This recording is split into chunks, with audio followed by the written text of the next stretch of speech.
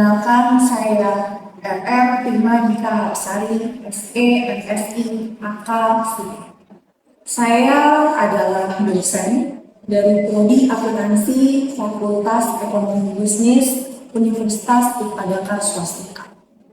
Saya mengikuti PDD UKTPT Serdos 2025. Dalam PDD UKTPT Serdos 2025, untuk Tridharma perguruan tinggi dalam hal pendidikan, yaitu pembelajaran, saya akan membahas terkait mata kuliah yang saya ampu pada semester ini, yaitu akuntansi biaya. Akuntansi biaya merupakan salah satu mata kuliah wajib untuk program studi akuntansi.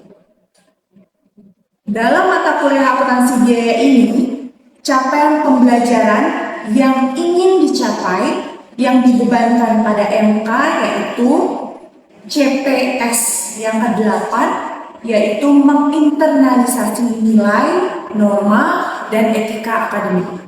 Lalu CPS 9 menunjukkan sikap bertanggung jawab atas pekerjaan di bidang akuntansi secara mandiri. CPP 1 menguasai konsep dasar, teori, dan memiliki kemampuan profesional dalam bidang akuntansi biaya.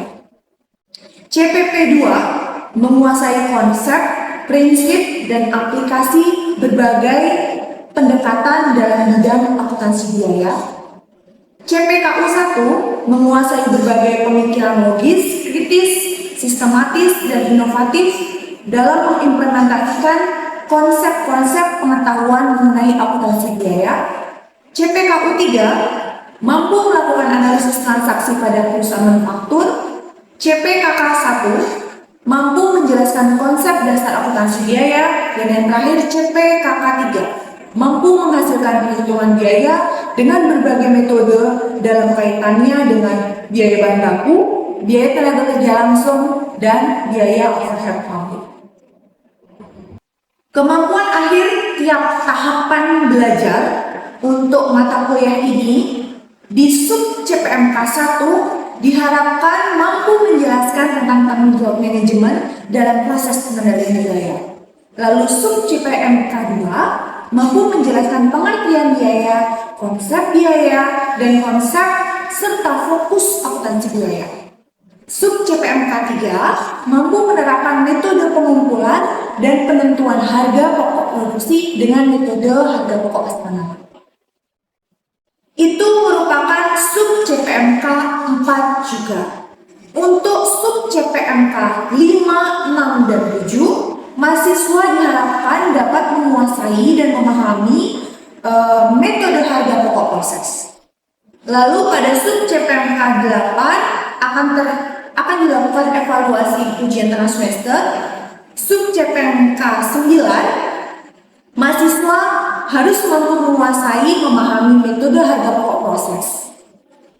Lalu pada sub CPMK 10, mahasiswa diharapkan menguasai memahami teori dan konsep harga pokok produk bersama dan produk sampingan. Di sub CPMK 11, mahasiswa diharapkan mampu memahami, menguasai teori dan konsep biaya bahan baku. Lalu sub CPMK 12, mahasiswa memahami dan menguasai teori dan konsep terkait biaya tenaga kerja, baik langsung maupun tidak langsung. Lalu sub CPMK 13, mahasiswa menguasai dan memahami teori dan konsep anggaran dan penentuan tarif BOP. Lalu sub CPMK 14, mahasiswa menguasai memahami teori dan konsep departementalisasi BOP. Lalu sub CPMK 15, mahasiswa menguasai dan memahami teori dan konsep penilaian sistem biaya standar. Dan yang terakhir, sub CPMK 16 akan dilakukan evaluasi berupa ujian akhir semester. Mata kuliah akuntansi biaya ini bertujuan untuk membahas konsep biaya dan menjelaskan hubungan antara akuntansi biaya dan akuntansi keuangan. Dampak revolusi industri terhadap akuntansi biaya termasuk membahas harga pokok penjualan, menyusun tahap golongan, dan mengikuti saran siklus akuntansi perusahaan, tujuan biaya produk, di sini dalam arti biaya produksi, lalu biaya overhead pabrik berdasarkan pendekatan tradisional dan kontemporer pada perusahaan manufaktur. Selama 1 semester ke depan, bahan kajian berupa materi pembelajaran yang akan dipelajari yaitu akan membahas 11 bab. Yang pertama terkait akuntansi biaya dan pengertian biaya, lalu unsur-unsur biaya produksi. Yang ketiga analisis perilaku biaya. Yang keempat alokasi biaya overhead. Yang kelima biaya pesanan. Yang keenam biaya proses dan biaya proses tambahan bahan.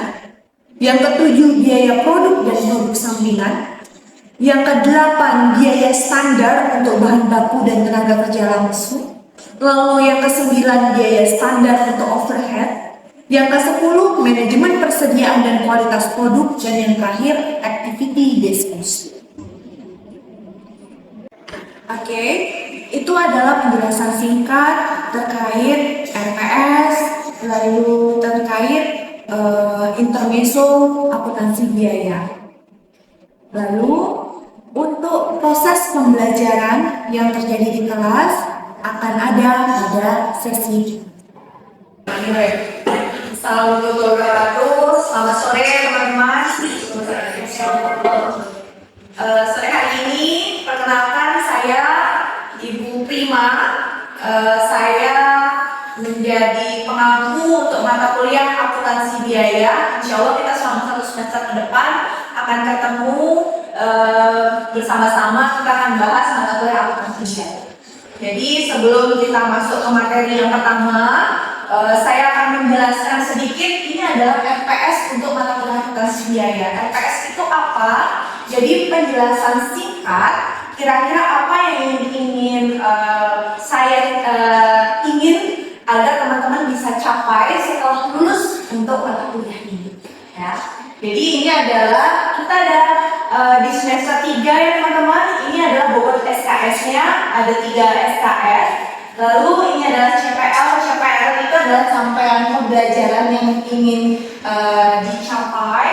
Lalu ada CPL untuk mata kuliah sampai dengan nanti setiap pertemuannya apa saja yang akan dipelajari ada di sini. Insya Allah setelah mata kuliah ini selesai, saya akan men-share materi RPS.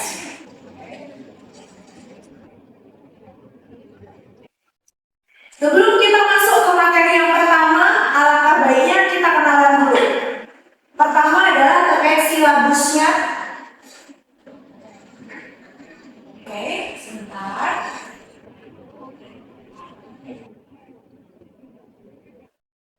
Ini mata kuliah kita, yaitu akuntansi biaya. Ini nama saya Imanita Roksari.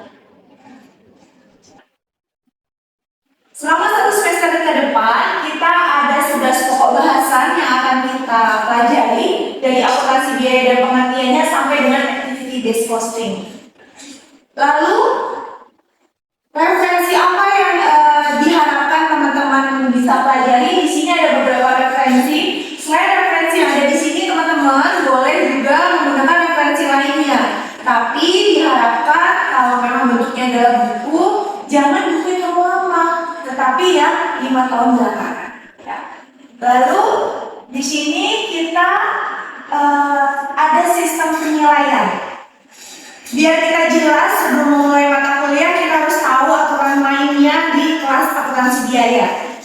Nanti kehadiran teman-teman itu ada bobotnya 10%. Jadi apabila teman-teman masuk terus selama 1 semester, di situ pasti akan menerima bobot 10%. Lalu partisipasi dan kontribusi saya kasih bebannya di situ adalah 15%. Jadi apabila teman-teman tuh aktif di kelas, lalu bertanya, menjawab pertanyaan, jadi saling diskusi, itu dapat bobot di situ 15%. Lalu ada tugas, pengerjaan tugas dapat bobot 15%, dan tentunya ada UTS dan UAS masing-masing 30%. Oke, totalnya di situ adalah 100%.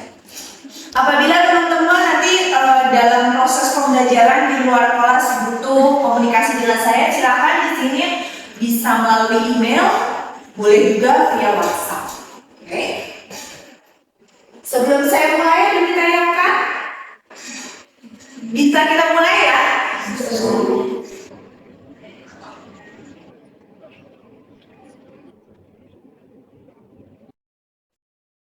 Materi pertama kita terkait akuntansi biaya dan akuntansi manajemen.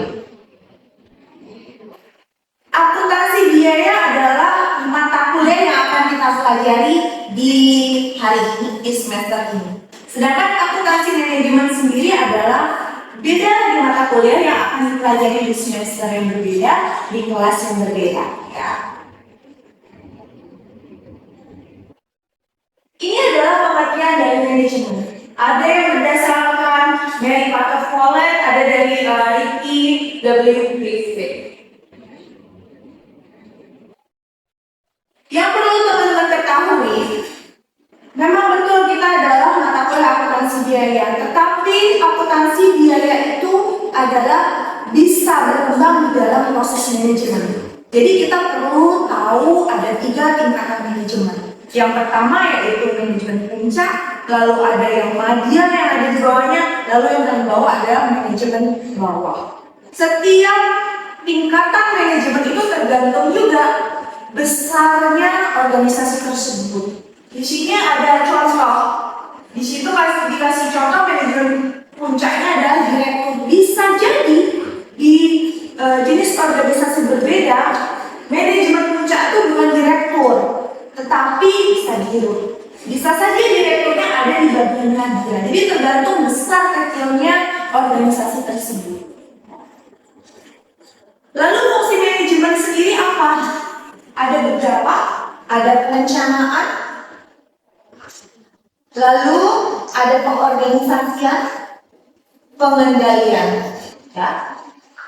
Dari perencanaan yang paling kita perlu ketahui adalah dalam proses perencanaan, sebelum kita memulai segala sesuatu, kita harus tahu yang namanya SWOT. SWOT itu adalah suatu perencanaan yang matang yang kita bisa lakukan kalau kita harus mengenal diri kita. Yang pertama di sini dari analisis SWOT, di sini kita harus tahu kekuatan kita apa. Jadi kita harus bisa introspeksi diri. Apa sih yang menjadi kekuatan kita? Dalam arti di sini adalah organisasinya. Lalu apa kelemahan kita? Lalu apa kesempatan yang bisa kita raih di depan? Ancaman kita apa? Fungsinya apa? SWOT ada yang tahu nggak? Kita belajar SWOT ini buat apa? Supaya apa sih? Kita mengenali kekuatan kita, kelemahan kita, ancaman kita, lalu kesempatan kita buat apa sih? Ada yang bisa bantu? Ada? Jangan berbohong aja. Jadi itu kita harus tahu SWOT itu supaya kita nanti bisa mengantisipasi. Contoh kekuatan kita udah tahu kekuatan kita sendiri, jadi nanti yang kita kedepankan adalah kekuatan. Kelemahan bukan berarti kelemahan itu menjadi hal yang buruk. Dari kita mengetahui kelemahan kita harus tutupi dengan apa? Supaya yang tadinya lemah bisa jadi lebih baik. Ketempatan. Oh, kita lihat kondisi di kanan kiri kita, situasi kita seperti apa. Oh, berarti kita punya peluang. Nah, peluangnya itu apa? Begitu pula dengan ancaman.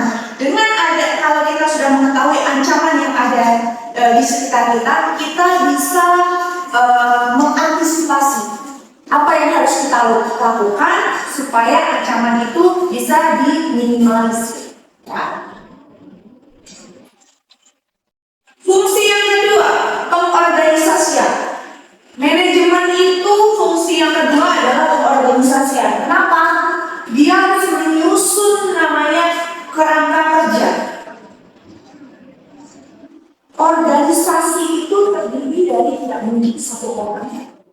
Jadi di situ harus ada sistem yang mengorganisir masing-masing individu tersebut. Harus ada SOP, baik dari manajemen paling bawah sampai yang puncak. Supaya apa? Proses organisasinya bisa berjalan. Kalau itu tidak ada, kita nggak bisa bekerja semuanya. Jadi fungsi yang kedua adalah. Lalu yang ketiga adalah pengendalian. Pada fungsi yang ketiga ini, di situ saya sudah kasih tanda merah ya, karena itu adalah yang paling penting. Dalam pengendalian itu, efisien itu bagus, efektif itu juga bagus. Tapi yang paling bagus adalah mengcombine antara efektif dan efisien. Ini adalah contoh struktur organisasi yang lalu akuntansi biaya itu apa? Kita harus kenal dulu akuntansi. Akuntansi itu adalah proses. Kita harus ngumpulin dulu kan? Habis ngumpulin, kita ngolahnya dalam bentuk apa? Ngolahnya gimana?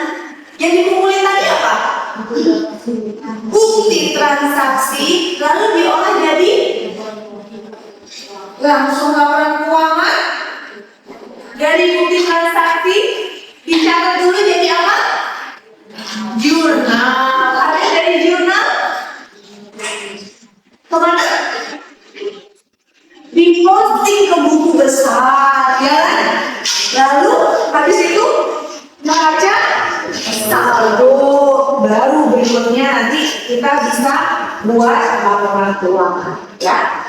Itu adalah proses pengolahan. Baru setelah pengolahan selesai, baru kita menyampaikan informasi. Menyampaikan informasi itu maksudnya apa? Setelah laporan keuangan itu terjadi, ingat, pengguna laporan keuangan itu belum tentu laporan keuangan. Jadi teman-teman sebagai pengguna itu harus bisa menjembatani dari laporan keuangan yang sudah dibuat ditransfer ilmunya. Ini loh maksud. Oke, bisa dipahami? Sebelum dilanjutkan ada pertanyaan? Paham ya? Ini adalah hasil yang kita inginkan, yaitu informasi biaya. Lalu tujuannya adalah kita melakukan akuntansi biaya itu tujuannya mengendalikan biaya dan mengambil keputusan. Jadi kalau biaya itu bisa kita kendalikan semaksimal mungkin, kita tidak bisa mengeluarkan biaya, tapi kita bisa mengendalikan. Ada biaya yang tidak perlu kita keluarkan, jangan keluarkan. Ada biaya yang perlu dikeluarkan, mau nggak mau harus dikeluarkan, tetapi mungkin nilainya tidak boleh terlalu boros. Lalu endingnya ngambil keputusan mana yang lebih baik. Contoh, misalkan kita mau beli bahan baku. Kita lihat dulu dari vendor yang pertama biayanya sekian. Oh, dari vendor yang kedua harganya sekian. Jangan lupa ada biaya transportasi, ada biaya lain-lain. Oh, mungkin ada biaya tunggu. Jadi semua aspek itu harus diperhitungkan. Dari semua itu baru dilihat yang paling minim biayanya yang mana. Kalau sampai 0 itu kan tidak mungkin. Tetapi yang paling minim yang mana? Tujuannya apa? Masih ingat nggak? Kita usaha tuh tujuannya mencari apa? Laba. Kalau labanya kita ingin besar, otomatis apa yang perlu ditekan? Biaya. Biaya tidak bisa dihilangkan kan? Maka perlu ditekan. Oke. Ini adalah peran akuntansi biaya. Ya, ada not dalam proses pengendalian, penentuan harga, penentuan laba, pemilihan alternatif dan akuntansi biaya dan teknologi informasi.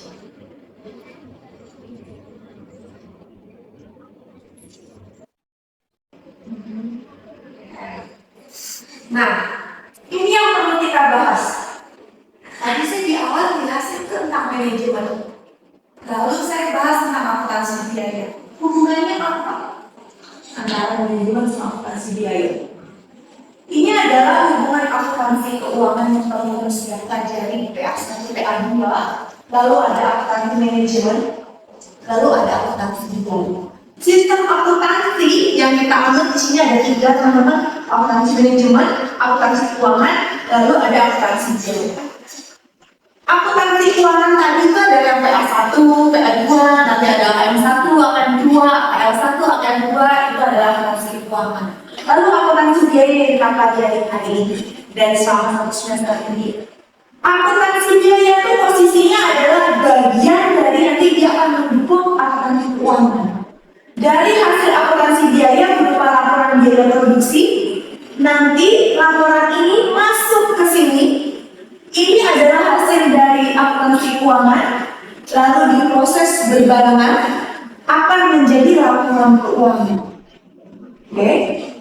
Hasil proses ini yang akan digunakan sama akuntansi manajemen itu apa? Bukan laporan keuangannya, tapi informasi atas laporan keuangan. Jadi di sini adalah perbedaan antara akuntansi manajemen, keuangan, akuntansi biaya. Teman-teman di sini fungsinya apa? Menjadi jembatan untuk tiga pihak. Teman-teman harus bisa menguasai jelas akuntansi keuangan, menguasai akuntansi biaya, lalu belajarlah untuk menginterpretasikan laporan keuangan yang sudah dibuat supaya bisa dijelaskan, supaya penggunanya itu bisa memahami apa sih isi dari laporan keuangan tersebut. Ya. Di sini yang menjadi tujuan kita ada pihak internal maupun eksternal. Ingat, kenapa pihak internal? Tidak semua atasan kita nanti itu memahami akuntansi, apalagi yang eksternal. Ya. Ini adalah perbedaan dari penggunaan laporan dari akuntansi keuangan dan akuntansi manajemen.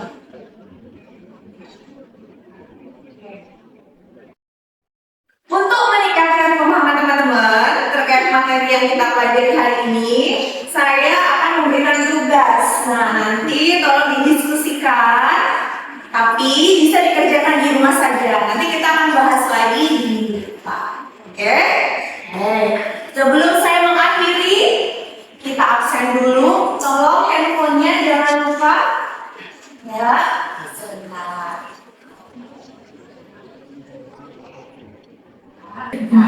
Silakan absen ya. Nanti saya akan panggil berdasarkan absensi yang sudah masuk. Jadi nanti cross check ya.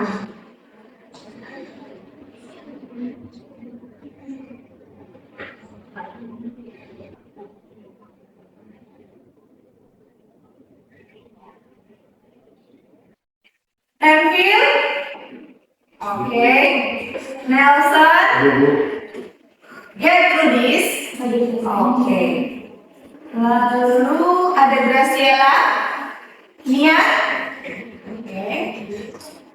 Yang lain belum ya? Oke. Ada Al, Oktaviani, Maulid, ya.